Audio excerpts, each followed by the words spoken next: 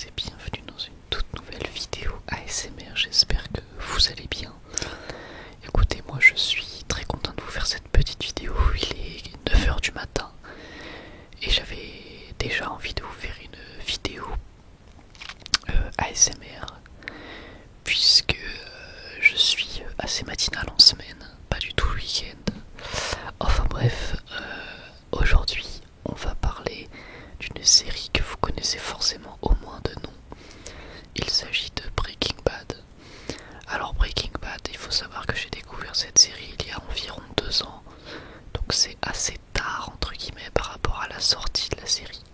J'ai dû la découvrir donc en 2017-2018, donc il y a 2-3 ans.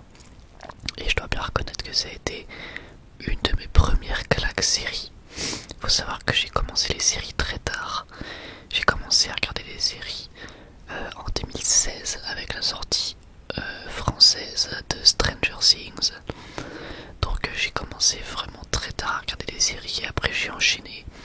Et donc forcément j'ai très vite regardé les classiques comme The Walking Dead et Breaking Bad. Breaking Bad, ça a été ma première série qui m'a mis une claque dans le sens qui se rapproche du cinéma, on va dire, et qui a laissé une trace assez indélébile dans ma manière de visionner les séries, dans l'écriture, on va dire, d'une série. Donc bah voilà, on va parler de tout ça. Dès à présent, je ne vais pas spoiler, bien évidemment, à part quelques petits éléments, mais qui ne sont pas liés à l'histoire. Je vais spoiler peut-être quelques traits de caractère de personnages. Voilà, c'est tout. Vous êtes prévenus. Dans tous les cas, il est fort probable que vous ayez vu la série, à mon avis. Donc Breaking Bad, c'est l'histoire d'un homme qui va se retrouver malheureusement avec un cancer et qui va donc tenter de produire et vendre de la drogue pour pouvoir payer, guérir de son cancer. Alors, bien évidemment, il va y avoir par la suite tout un tas de péripéties dès le début de la série, aux premières même secondes en fait de la série. On sait qu'on va être sur quelque chose d'assez perché. En vrai, c'est un argument qui, si vous avez vu la série, vous devez peut-être vous dire bah moi je trouve pas que la série soit spécialement perchée, mais c'est peut-être parce qu'on est habitué. Mais c'est vrai que pour les nouvelles personnes qui regardent la série, c'est vrai que dès le départ, et ça va continuer après, même dans la première saison, mais dès le départ, voilà, on te met quand même dans un univers très perché, voire burlesque, et on se demande vraiment ce qui est en train de se passer. La série restera toujours sérieuse, même s'il y aura quelques moments d'humour, mais c'est pas fait pour ça. La série restera sérieuse, mais c'est vrai qu'il y a certaines scènes qui paraissent assez invraisemblables. Et au final, c'est ça qui va créer l'ambiance générale de la série. Évidemment, l'ambiance générale est accompagnée de musique, comme d'habitude, qui marche très bien, enfin, qui fonctionne très bien plutôt. Et puis un visuel qui est assez marqué, et pour autant j'arriverai pas spécialement à décrire pourquoi. Mais quand tu vois un plan de Breaking Bad, ça fait un peu comme Walking Dead, pardon. Quand on voit un plan de Walking Dead, même s'il n'y a pas de zombies sur le plan, même s'il n'y a pas un personnage qu'on connaît, souvent avec le grain d'image, on arrive à reconnaître que c'est Walking Dead. J'ai un peu l'impression que c'est la même chose avec Breaking Bad. On a vraiment une image assez marquée. Et le point fort vraiment de cette série, c'est bien évidemment son scénario, son histoire.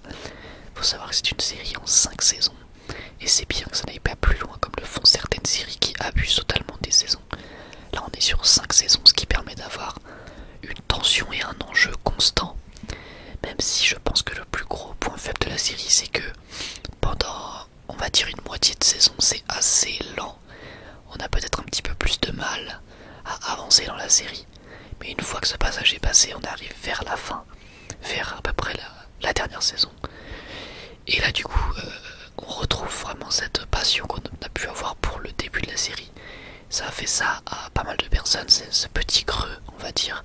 Alors je crois que c'est en saison 3 ou 4, je sais plus. Et il y a un moment où il y a effectivement un petit creux.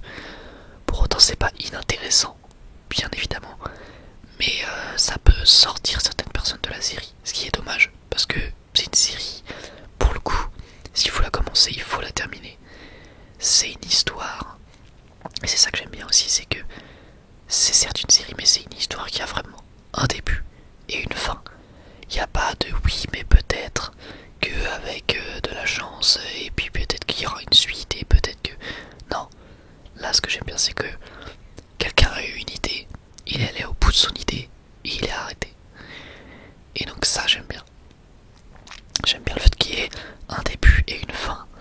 Donc bien évidemment, comme j'ai dit, son point fort c'est le scénario et puis ses personnages. C'est je pense le meilleur point de la série, hein, les personnages avec le scénario.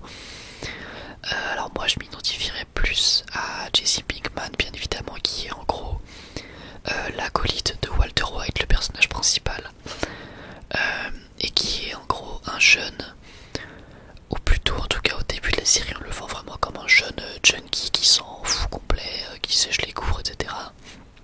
Et qui est un petit con finalement. Et son évolution va être impressionnante et surtout très forte, très poignante même. C'est assez badant. Au final je m'identifie bien à lui dans le sens où je peux comprendre certains problèmes qu'il a eu. Même si on se rend compte que finalement une bonne partie de ses problèmes va être liée à la drogue et une autre partie de ses problèmes va être liée à la malchance et à des mauvais choix. Donc ce qui est une certaine forme de malchance finalement. Et ça m'a vraiment touché. C'est un personnage qui est extrêmement bien écrit. Je pense que c'est à peu près le personnage préféré de beaucoup de personnes, pas tout le monde, parce qu'il y a évidemment le personnage principal dont on va parler après, qui le détrône. Jesse Pinkman est joué par Aaron Paul, qui réalise donc une performance exceptionnelle au sein de Breaking Bad. C'est sa meilleure performance, bien évidemment. Et on a aussi Walter White, joué par Bryan Cranston, que vous avez déjà vu dans la série Malcolm, qui lui aussi réalise la plus grande performance de sa carrière, je pense, avec je sais pas quel autre rôle, mais en tout cas c'est un acteur qui est extrêmement bon. Je l'avais vu également dans Godzilla le premier, et c'est vraiment un super acteur. Ça, y a pas à dire. Quand il faut retranscrire des émotions, c'est le boss, hein, très clairement. Et voilà, on va également avoir l'évolution de Walter White, du coup forcément. C'est l'évolution la plus intéressante avec celle de Jesse Pinkman justement. Et voilà quoi, on voit que finalement un homme aussi simple, aussi droit dans ses bottes, peut, s'il n'a pas de chance, complètement péter un câble, complètement se dérégler, aller contre ses propres principes, jusqu'à après créer une certaine forme de... comment dire, je dirais pas d'avarice, mais d'envie d'aller plus loin, toujours plus loin, vous savez, c'est un peu comme vous faites des paris, si vous voulez. Si vous gagnez une certaine somme, vous allez avoir envie de remiser cette somme pour en regagner une plus grande. Finalement, c'est un peu ça avec Walter White. Il va prendre des risques. Ces risques vont payer, donc il va prendre confiance en lui. Et il va avoir envie de prendre encore plus de risques pour avoir encore plus de résultats. Ce qui fait qu'au final, ses priorités changent totalement. Ses priorités au début, on va dire que c'est la famille, prendre soin de ses proches et surtout guérir. À la fin de la série, Walter White n'a plus son cancer dans sa tête, bien évidemment. Alors, je sais pas s'il l'a encore dans la série ou pas, hein, parce que c'est même pas dit en soi, c'est même pas expliqué. Mais on va dire que dans la dernière saison, Walter White, c'est... dans sa tête, le cancer, c'est clairement pas sa priorité. Donc c'est dire à quel point il a évolué. Et évidemment, cette évolution, même si je n'en dirai pas plus, s'accompagne d'un changement physique très marqué pour bien nous faire comprendre qu'on n'est plus du tout sur le même personnage. Enfin voilà, et donc sinon concernant les personnages, il n'y a bien entendu pas que Jesse Pinkman et Walter White qui sont intéressants. On a toute une tripotée de personnages qui sont super à suivre. On peut penser à Gus Fring, bien évidemment. On peut penser au policier, mais j'ai oublié son nom. On peut penser au fils, évidemment, le fils moi, qui m'a énormément touché dans la série. Le fils donc de Walter White qui est handicapé. Alors c'est pas un handicap mental, c'est un handicap physique. Mais je sais pas pourquoi moi le handicap me touche toujours énormément. Pourtant je suis pas quelqu'un d'handicapé. Mais je trouve que le handicap, quand il est abordé, que ce soit dans la vraie vie ou dans les œuvres, c'est quelque chose qui me touche beaucoup. Et quand on connaît le contexte de la série, et bah ça touche d'autant plus d'avoir un personnage aussi frêle et aussi peut-être, j'allais dire innocent, mais pas vraiment, mais aussi facile à atteindre dans un univers aussi compliqué, dans une histoire aussi crue et aussi violente, on va dire, enfin pas violente mais plutôt aussi compliquée quoi. C'est une histoire vraiment de fou. Voilà, ça probablement, il y a déjà eu des histoires quand tu es arrivé dans la vraie vie peut-être du même style que Breaking Bad. C'est des histoires de fous furieux. Donc avoir un personnage en décalage comme ça avec le thème de la série, on va dire, avec les propos abordés, bah moi ça m'a beaucoup touché. Donc voilà, peut-être que pour d'autres ça les touchera pas du tout, mais moi ça m'a vraiment beaucoup touché. Donc pour résumer, Breaking Bad c'est une série qui est probablement l'une, bah, c'est pas probablement, c'est l'une de mes séries préférées. Et elle doit être dans le top 3, ça c'est sûr. Et c'est grâce à ses personnages et à son scénario. Ça peut paraître bateau dit comme ça, ça peut paraître comme un argument assez simple. Peut-être qu'aujourd'hui on voudrait avoir plus qu'un bon scénario et des bons personnages. Mais quand le scénario est vraiment très bon et que les personnages sont vraiment très bons, et ben on n'a pas spécialement besoin de beaucoup plus. Et c'est ça la force de Breaking Bad, c'est avoir su faire des personnages et un scénario mieux que quasiment toutes les autres séries qu'on avait pu découvrir jusqu'alors.